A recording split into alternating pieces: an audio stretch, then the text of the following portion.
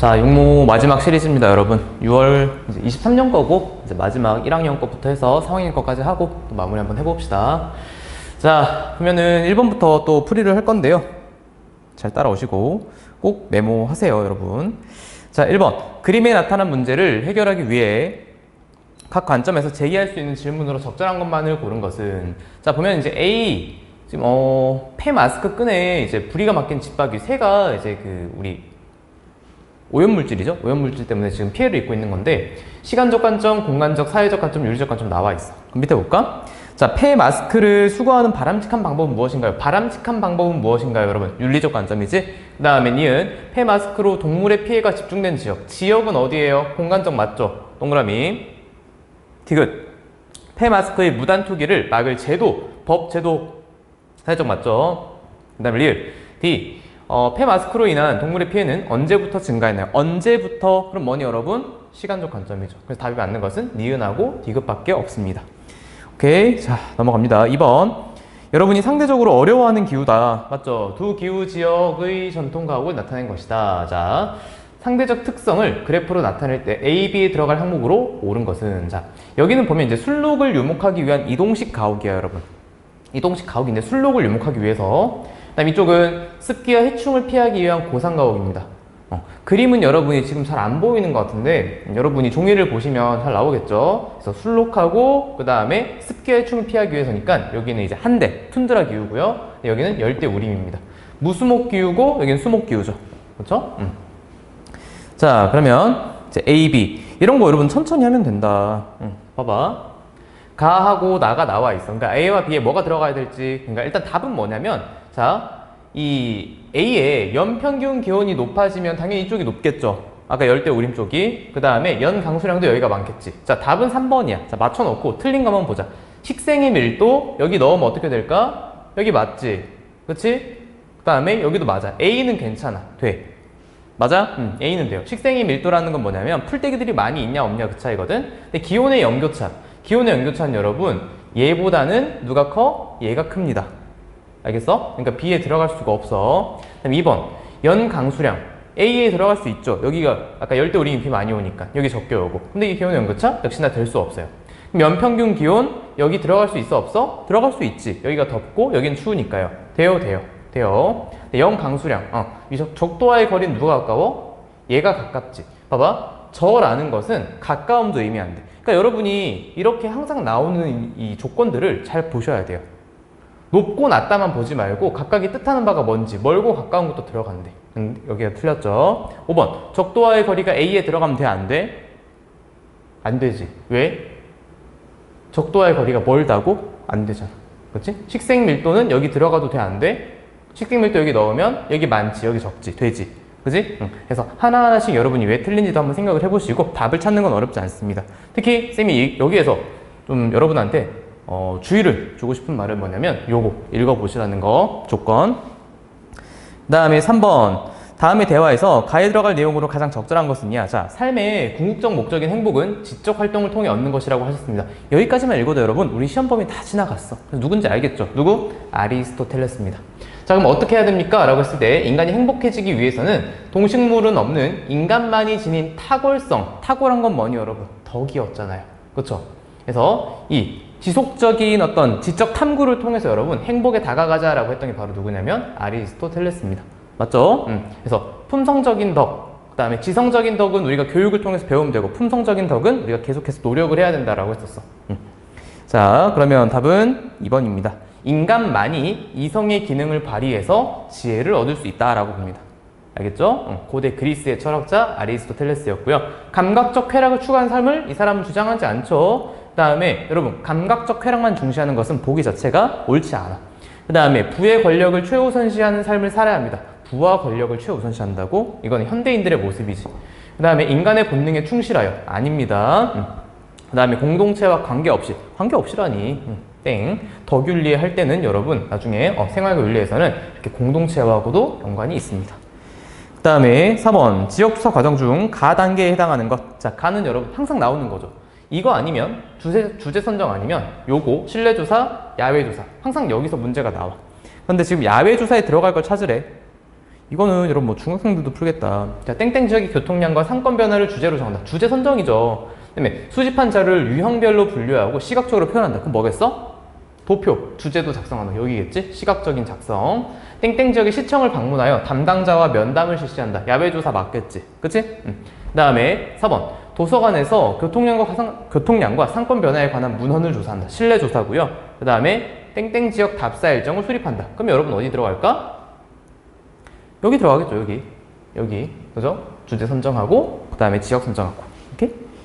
자, 그 다음 5번. 행복의 기준에 대한 강연자의 입장을 적절한 것은 역시나 여러분 1단원에 대한 거였고, 먹을 것이 부족한 지역에서는 음식을 얻으면 행복함을 느낄 것이고, 민주주의가 실현되지 않은 곳은 민주주의가 실현이 된다면 행복함을 느낄 것이고, 또 정치적으로 자유를 그래서 요거 이어지는 거지. 민주주의가 실현되지 않은 국가에서는 정치적인 자유를 누릴 때 행복한 것이고.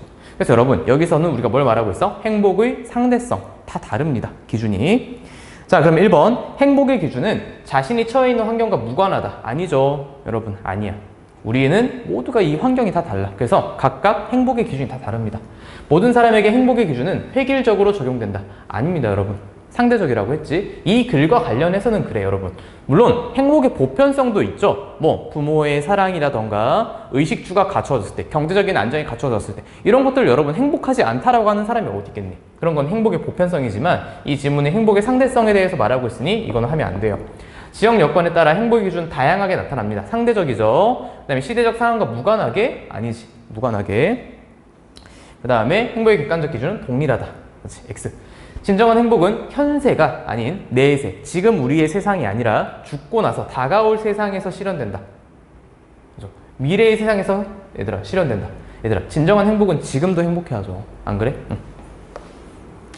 자, 그 다음에 6번. 다음 자료를 통해 알 수 있는 사회의 일반적인 변화 내용으로 가장 적절한 것은, 지금 보면 인터넷 뉴스 이용률과 종이신문 이용률이 나와 있어. 종이신문 여러분, 아빠가 보고 계신 집이 진짜 있을까? 요즘에 거의 없을 거야. 거의 지금 이용률이 많이 떨어졌죠. 그 다음에 인터넷 뉴스 이용률 많이 올라갔죠. 그렇죠? 그럼 여러분 이거 뭐? 정보화에 대해서 말하고 있는 겁니다. 3단원. 여러분 이번 시험 범위에 들어가는 학교 많지? 자, 그러면 쌍방향 통신 매체의 영향력이 증가할 것이다. SNS 같은 거 맞겠죠? 정보화의 어떤 하나의 결과물이죠. 그 다음에 개인정보 유출에 의한 사생활 침해 빈도가 감소하는 게 아니고 증가하겠지. 그 다음에 3번. 재택근무의 축소로 가정과 직장의 분리가 뚜렷해질 것이다. 재택근무가 확대되겠죠, 여러분. 그래서 가정과 직장의 분리가 뚜렷해지지 않고 같은 공간에서 일을 하기도 합니다. 그 다음에 익명성을 악용한 사이버 범죄의 발생 가능성이 높아질 겁니다.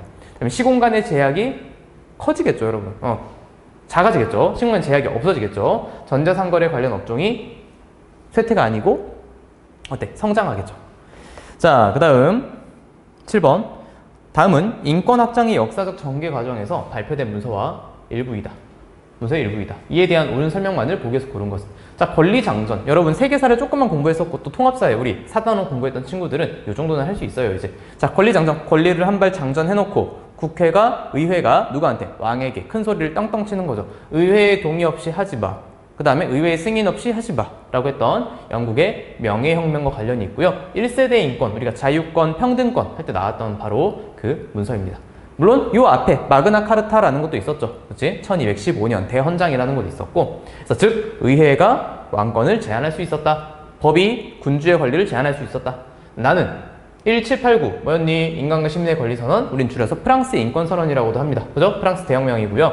평등한 권리, 그 다음에 자연적이고 침해할 수 없는 권리, 그 다음에 모든 주권은 국민에게 있다. 국민주권, 그치? 자, 그럼 밑에 보면 기억. 사회권이 명시된 최초의 문서는 여러분 독일의 바이마르헌법이었죠? 그치? 2세대 인권입니다, 이거는.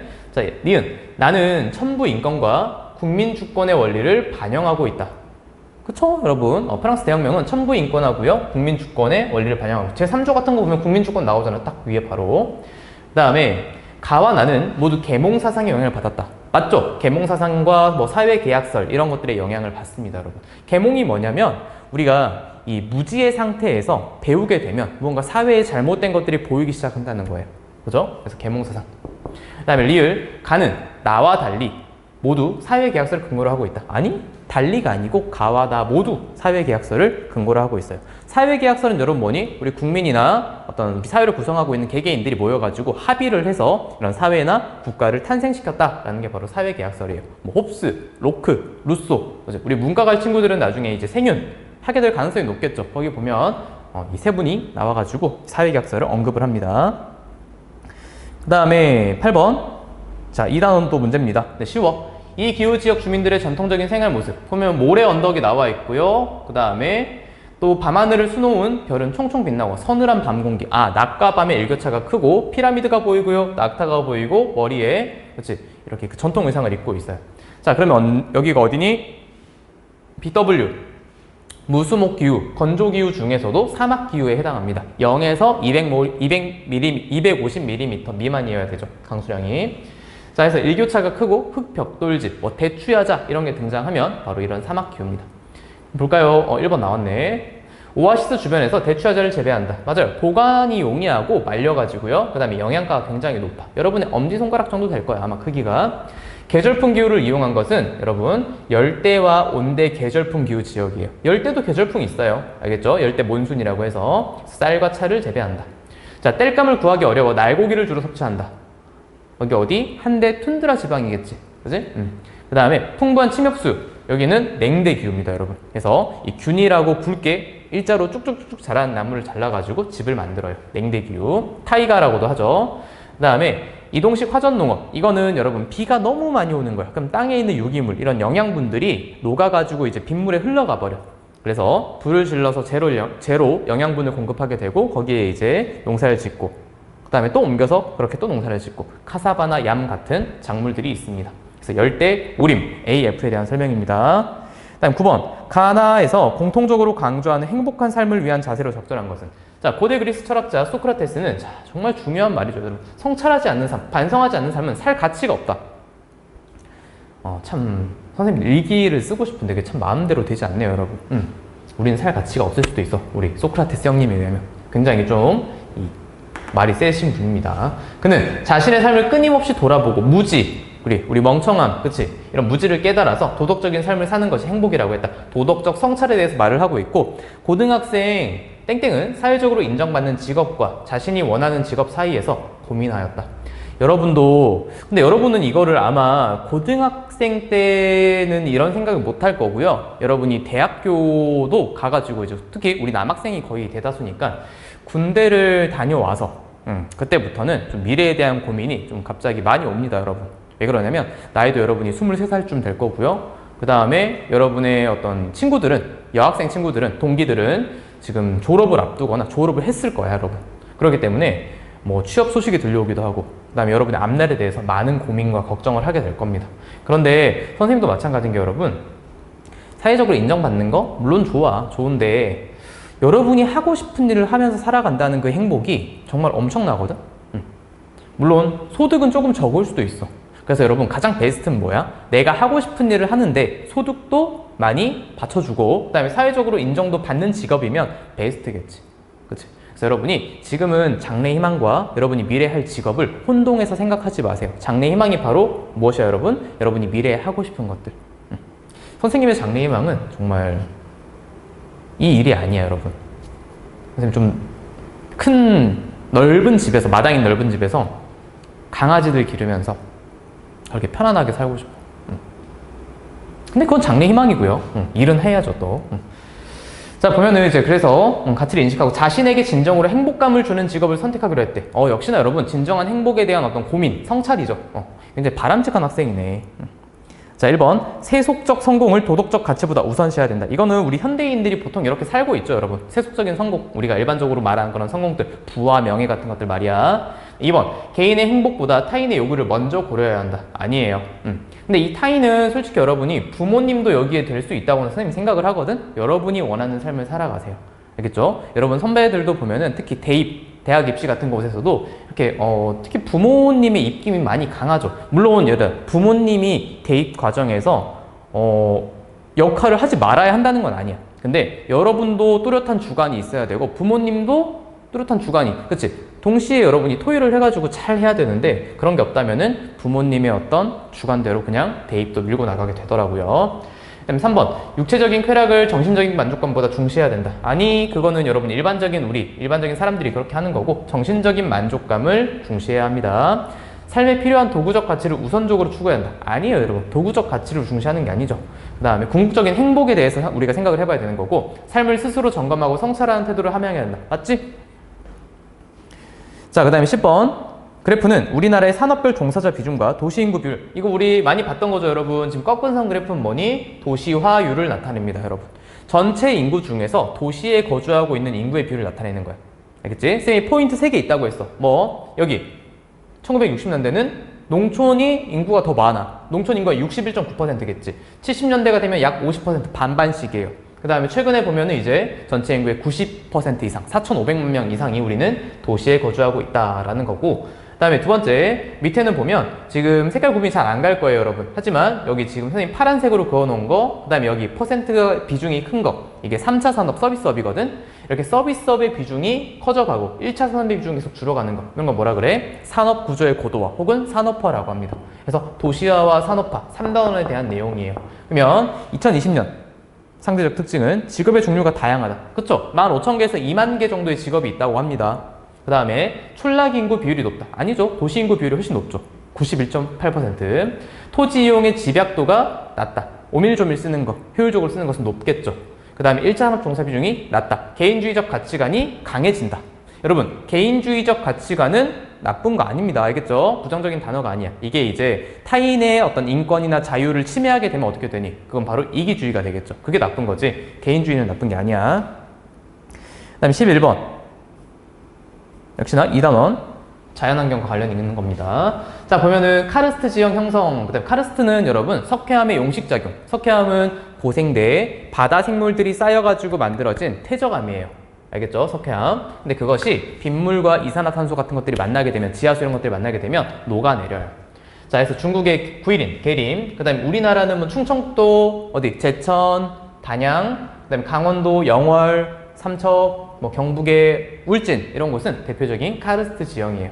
그래서 우리나라에서 나름 쓸모 있는 자원, 가장 많이 가지고 있는 게 석회암이야. 알겠지? 자, 형성 과정은 아까 말했어요. 4번이죠. 빗물과 지하수에 의해 녹는 과정, 용식작용을 말하는 거고, 그 다음에 뭐 주민생활을 보면은 이렇게 관광산업이 발달을 하기도 해요. 우리 석회동굴 같은 것도 있고요. 그리고 또 밭농사가 이루어집니다. 자, 빙하위의 기반암이 깎이는 과정에서, 이거는 이제 빙하지형에 대한 거죠. 그 다음에 용암이 급격하게 식어 수축되는 과정은 화산지형.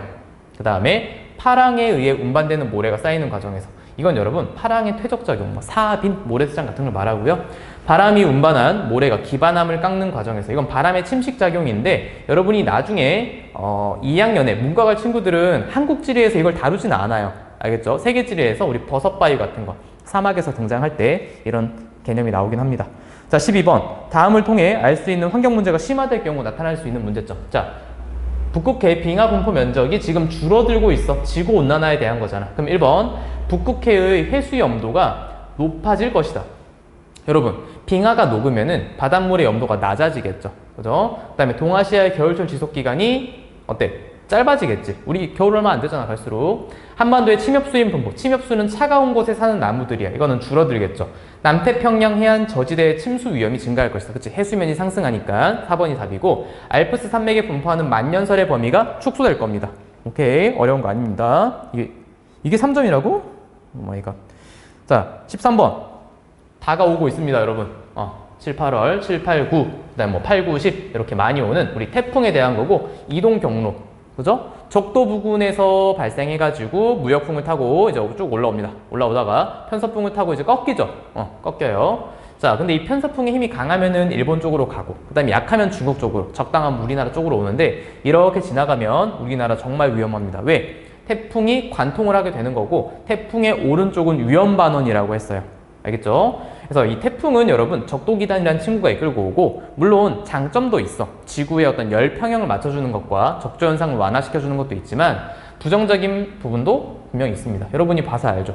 이 많은 풍수해, 풍해, 그러니까 바람에 의한 피해나 혹은 수해, 비를 많이 내리게 되거든요.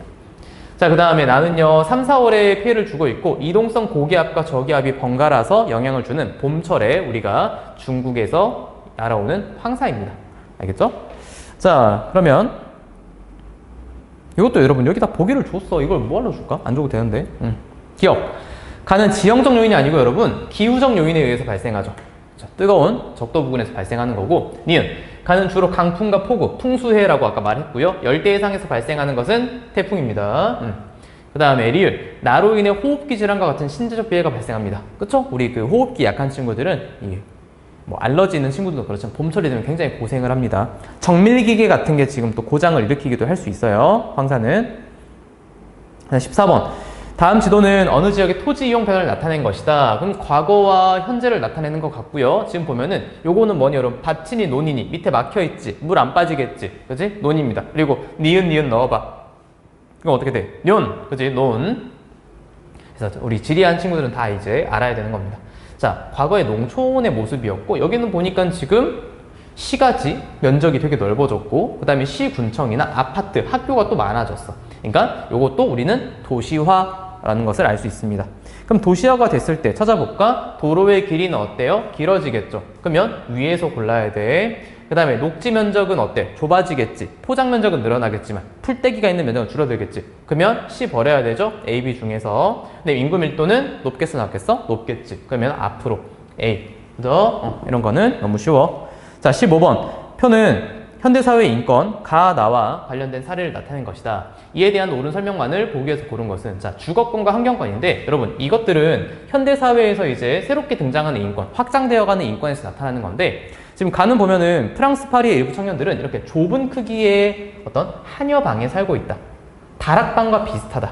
그렇지? 여기는 여름에 옥탑방 온도는 여러분 40도까지 올라가. 여러분 집이 선생님 지금 집이 오피스텔인데 이사를 갔는데 이제 작년 겨울에 너무 따뜻했어. 겨울은 보일러를 한 번도 안 틀었거든요. 실내 온도가 23도에서 내려가질 않아. 왜? 선생님 집이 이제 동쪽이거든. 동향 창이 동쪽으로 있어. 그러니까 아침부터 해가 직방으로 들어와.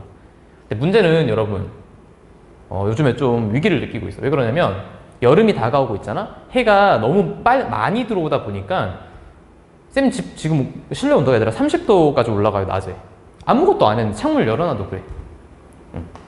그래서 좀 걱정이 됩니다. 자, 근데 40도면 정말 더워 여러분. 정말 더워. 여러분 30도 정도만 돼도 밤에 잠을 자기가 좀 어려워요. 알겠지? 파리도 런던과 마찬가지로 소득 대비 임대료가 비싼 도시 중 하나이다. 주거권에 대한 설명이고 보통은 여러분 요 프랑스 파리는 우리 교재에 잘 안 나오고요. 뭐 타이완, 그지? 대만, 그다음 뭐 도쿄 이런 내용들 많이 나오죠. 그 다음에 환경권입니다. 요거는 화석연료 대량 사용으로 인해서 대기오염이 심각해지고요. 호흡기 질환, 뭐 대기오염 물질로 인한 누적 사망자가 늘어나고 있다. 환경권에 대한 거죠. 자, 그럼 기억. 가는 나와 달리 천부인권적 성격을 가진다. 여러분 둘 다 천부인권적, 하늘이 부여한 거 맞아? 아니죠. 그 다음에 니은. 가와 나는 모두 현대사회에서 확장된 인권이다. 아까 처음에 선생님이 설명했고요. 그 다음에 가의 사례에서 쾌적한 주거 환경이 보장되고 있는 게 아니고 보장되어야 함을 말하고 있지. 리을. 나의 사례를 통해 과거에 비해 환경권이 더 강조될 것으로 예상입니다. 맞아요. 그리고 여러분 참고로 환경권이라는 친구는 하나 메모하자. 환경권이라는 친구는 권리이자 의무입니다. 우리가 누려야 하는 것 분명히 맞아요. 하지만 우리가 깨끗한 환경을 보존해야 하는 것도 우리의 일입니다. 자, 이해할 수 있지? 그 다음 마지막 5개. 자, 자료와 관련된 문제를 해결하기 위한 각 주체의 노력으로 옳은 것만을. 지금 환경위기의 시계가 여러분 지금 12시에 가까울수록 지구 환경이 위험해지는 건데 지금 많이 왔어. 뭐지? 과거에 비해서 계속 시계가 돌아가지고 이제 많이 왔어요. 자, 그럼 지금 환경위기가 찾아오고 있다는 거니까 보자. 기억. 정부는 환경 관련 국제협약을 탈퇴한다. 여러분 이게 지금 고등학교 1학년에 이런 보기를 넣어놔야 할까? 시민단체는 친환경 제품을 인정하는 법률을 제정한다. 자, 시민단체는 여러분 법률을 제정하는 게 아니고 법률을 제정하는 것은 정부가 하는 겁니다. 시민단체는 기업과 정부의 활동을 감시 및 비판하고요. 또 우리 국민들을 교육하기도 합니다. 여론을 조성하기도 하고. 디귿. 소비자는 친환경 제품을 사용하여 에너지를 절약한다. 맞죠? 그 다음에 기업은 노후 생산시설을 정비하는 친환경 경영을 실천한다. 맞아요. 답은 5번. 따로 설명할 거 없네요. 자, 17번. 자연을 인간의 이익을 위한 대상으로만 평가해서는 안 되며 생태계 내의 모든 존재는 그 자체로 존중받아야 한다. 왜? 각각의 내재적 가치, 본래적 가치가 있기 때문에 그래. 그 두 단어를 굳이 구분하지는 않습니다, 여러분. 자, 인간과 자연은 공존하는 관계에 있으므로 생태계를 도덕적으로 대우해야 한다. 자, 이건 여러분 생태 중심주의에 대한 겁니다. 맞죠? 이 단원에서 나오는 거고 레오폴드가 대표적인 학자죠. 근데 이게 이제 비현실적인 측면도 있고 인간의 개입을 추구하지 않는 거죠. 그 다음에 환경 파시즘적 성격이 있어요. 이건 뭐냐면은 어떤 개별 생태계 전체의 어떤 균형과 안정을 위해서 개별 생태계는 파괴되어도 된다라고 하는 게 바로 환경 파시즘이죠. 자, 그러면 1번 생태계 전체는 하나의 유기체이다. 끈끈하게 다 연결되어 있는 유기체이다. 맞아요. 그치? 땡땡땡 맞고. 인간과 자연은 동등하지 않으면 땡. 그치? 얘하고 얘는 버려야겠죠. 그 다음에 인간은 자연과 조화를 이루며 더불어 살아가는 존재이다. 맞죠? 그리고 자연은 있는 그대로가 아닌 인간을 위한 도구적 가치 X. 그러니까 얘가 맞겠죠. 자, 18번. 역시나 이것도 산업화 도시화에 대한 거고요. 서울 춘천 고속도로 경춘선 복선 전철 도시간 특급 열차의 개통으로 서울 춘천 간 교통이 굉장히 발전됐네요. 그럼 두 지역에 나타날 수 있는 변화. 자, 보면 서울의 대학병원 기능이 강해질 겁니다. 왜 그러냐면 요거는 하나의 빨대 효과라고도 하는데요, 여러분. 뭐냐면 이렇게 대도시권, 즉 통근통합권, 그 다음에 이런 교통이 발달하면서 주변 지역의 인구와 기능을 빨아들이는 현상이 나타나기도 해요. 알겠죠? 지금 기능이 그런 거죠. 그 다음에 물류의 평균 이동 시간이 감소하겠지? 그 다음에 여가를 즐길 수 있는 공간의 범위가 확대됩니다. 그지? 시간이 줄어들면서 서울에서 춘천을 찾는 관광객이 당연히 증가할 것이고요. 그 다음에 통근통학의 비율이 증가합니다. 여러분 요거는 우리가 대도시권 할 때 쌤이 한번 언급했었던 거죠. 그 다음에 19번 다음은 학생의 탐구 활동 계획서이다. 자, 지리적 관점으로 미술 작품을 분석할 수 있다. 여러분 커피고요. 이거는 이제 우리 369 뭐지? 준우라는 친구가 또 한번 배웠던 거죠, 이번 시험에서. 좀 말이 안 되게 내긴 했어, 여러분. 자, 그 다음에 밑에 보면은 결국 탐구활동, 작품 속 사람들은 무엇을 하고 있나요? 홍수학을 하고 있고요. 어느 기후에서? 이건 열대기후고 특히 열대 사바나, 여러분 건기의 온기가 뚜렷한 지역에서 혹은 열대 고산기후 지역에서 많이 재배가 되고 있어요. 농업 방식은 플랜테이션 작물이겠죠. 그치? 답은 그래서 2번이고, 자, 잠깐 설명을 해보자면 이동식 화전농업 아까 설명했으니까 안 할게. 플랜테이션 여러분, 개발도상국의 자원과 노동력 플러스 그 다음에 선진국의 자본과 기술이 결합되어 있는 형태의 어떤 농업이 플랜테이션입니다. 고무, 그 다음에 카카오, 초콜릿이죠. 그 다음에 파뮤, 우리 라면이나 과자 같은 데 많이 들어가는 거, 기름야자, 뭐 바나나 이런 것들이 되는 거고, 그 다음에 오아시스 농업은 아까 우리 대추야자 알아두시면 됩니다. 알겠죠? 20번 마지막. 자, 표는 학생 인권 실태 조사에서 학생이 동의하지 않는 개인정보가 공개되고 있는가. 이건 여러분 그냥 표를 해석할 수 있으면 돼. 자, 볼까?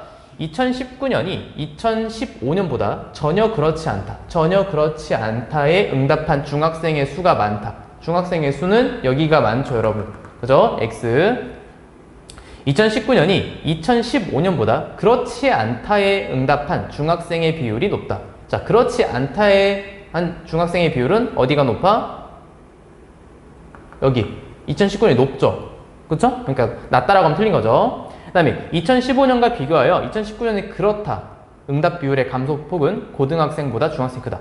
자, 그렇다 보면은 여기서 지금 보면 15.7에서 6.7, 그 다음에 18.5에서 7.8. 그럼 여러분 비율이야. 그러면 2배하고 조금 더 되고 여긴 2배하고 좀 더 되겠죠. 그치? 18.5, 7.8이니까. 그치? 그래서 고등학생이 조금 더 큽니다. 폭은요. 그 다음에 4번 2015년이 2019년보다 매우 그렇다에 응답한 고등학생의 수가 작다. 고등학생의 수 보자. 2015년 매우 그렇다 6.0, 그 다음에 2.1. 그럼 여러분 어디? 2019년이 훨씬 적죠. 그죠?